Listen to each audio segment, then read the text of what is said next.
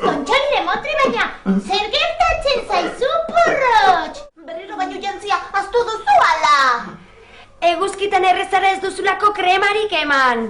Ala, olagarroren batek, ez du bezarkatu zaitu itxasertzean bainatzen ari zinen bitartean. Ze olagarro eta ze gatxiporreta, oporra bukatzen ari dira, eta oporrekin batera, mendira egiten ditugun txango luzeak, gauez egiten ditugun parranda amaigabeak, eta ondartzara joan eta itxasuan hartzen ditugun bainua bukatuko ja.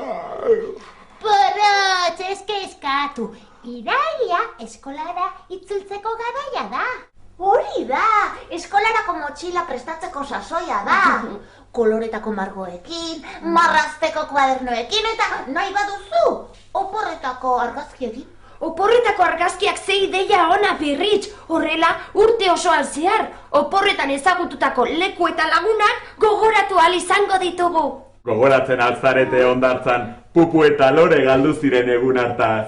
Eta jugatuko egun berean nik baino jantzia utzi nuen astuta etxean. Eta kubo poli bat, jantzita, erabazegune, Biluzik ere ibili ditzen saltoka, Aizu eta oroitzen altzarete, irrien lagunen puzgarrietan salto eta brinko ibili ginenekoa. Bai, eta dantzan jarri genituen aurre eta guraso guztiak. Dena dela, oraindik ez dira amaitu festa guztiak.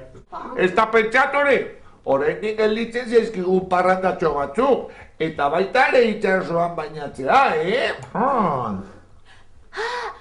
Hane pirata eta patakon, esaterako! Estropadarako eguna prestatzen ari dira! Estropada! Hori kolore festa! Goriak, oreak, moreak, berdeak, kurdinak, larrosak! Eta kolore guztiak batuta guk gure traineru ateratzen badugu, herrien trainerua! Bai! Oso ondo! Oize, gora huipala! Gora! Irrien trainerua, ni patroia izango naiz. Tira porrotx, hasi arraunean. Oize, ilarri daño eta guanta irango gara! Hau! Zau! Hori da! Itxaso batean, Euskal Herritik kanpora!